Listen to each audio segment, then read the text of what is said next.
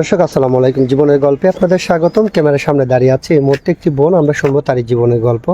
আসসালামু আলাইকুম আপু, কেমন আছেন আপনি? ওয়ালাইকুম আসসালাম। আসসালামু আলাইকুম ভাইয়া। এই তো আলহামদুলিল্লাহ, পাক রাখছে ভালো। আপনি? আলহামদুলিল্লাহ আছি ভালো।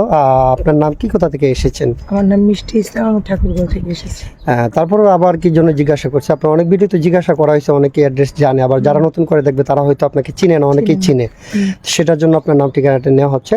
আপনার ফ্যামিলিতে কে কে আছে বর্তমানে? বর্তমানে আমার আপন বলতে আমি ছাড়া আমার কেউ নেই। আমার সৎ মা, সৎ দুই ভাই, আমার আব্বু প্যারালাইজ। আমার পৃথিবীতে আপন বলতে কেউ নাই। আমি ছোটো থেকে এতিমখানায় থেকে বড় হয়েছি, মাদ্রাসা লাইনে লেখাপড়া করেছি। তো আমার মা মারা যাওয়ার পর আমার আব্বু বিয়ে করেছে। আমি আমার মা সৎ মার বোঝা হয়ে গেছিলাম। আচ্ছা, আমাকে মানে এক কথায় কি ভাইয়া, বললে তো অনেক কিছুই বলা যায়, আর না বলে কিছুই না। কখনো কারো চেহারা দেখে বিচার করা যায় না যে সে কতটা সুখে আছে। তো আমার লাইফটা অনেক কষ্ট কাটছে। আমার সৎমা ছিল, মাদ্রাসায় সবারই দেখতে যেত সবাই, কিন্তু আমাকে কেউ দেখতে যেত না। অনেক কষ্ট। হ্যাঁ, এতটুকু বড় হয়েছিল আত্মীয়টা খেয়ে। মাদ্রাসার ঈদের ছুটিতে বলেন, গরমের ছুটিতে বলেন, ফলের ছুটি মুটি যে দিত, ওইগুলা মনে করেন আমার মাদ্রাসায় থাকতে হইতো।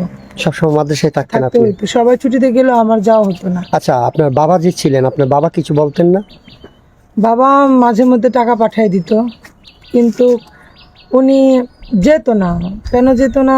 কারণ ওনার মানে দ্বিতীয় বিয়ে যেটা করেছে ওনার, মানে ওনার উনিও ওয়াইফের কথা চলতো? অশান্তিতে ছিল। ওনার আচ্ছা, আচ্ছা। শান্তি ছিল যে, মিথ্যা কথা বলবো না আমার বাবার নামে, উনিও অশান্তিতে ছিল। ওনাকে বিয়ের করার কয়েক বছর পরই মনে করেন যে আব্বুর প্যারালাইজ হয়ে গেছে। মানে কীভাবে হয়েছে হঠাৎ করে একটা মানুষ, সেটা তার বলা যায় না। কেউ কিছু করছে না কি হয়েছে।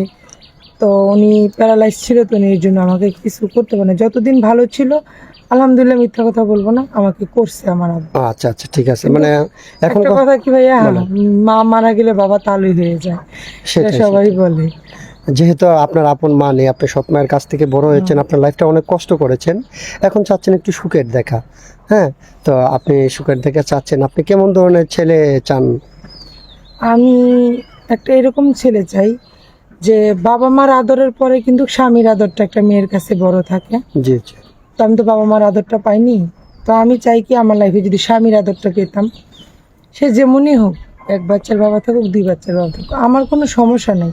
কারণ সে যদি আমার দায়িত্ব নিতে পারে, আমাকে ভালোবাসতে পারে। হাদিসে আছে, যেহেতু আমি মাদ্রাসা লাইনে লেখাপড়া করেছি, একটা ছেলে 4টা বিয়ে করতে পারে। অবশ্যই। যেহেতু আমাদের হাদিস থেকে, আল্লাহ উপর থেকে এটা নির্দেশ দিয়ে দিছে, তো আমার কোনো সমস্যা না। শুধু একটাই বলবো, আমার তো একটা পেট আছে, জি, এটা তো চালাতে হবে।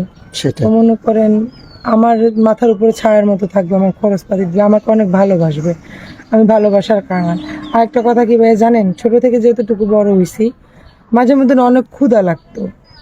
ভাত যদি খাইতে যেতাম, মা নাম যদি বাসায়, যখন ইন্টার পরীক্ষা দেওয়ার পর আর লেখাপড়া করাচ্ছে না, বাসায় চলে আসছি, তো তখন কি করতাম,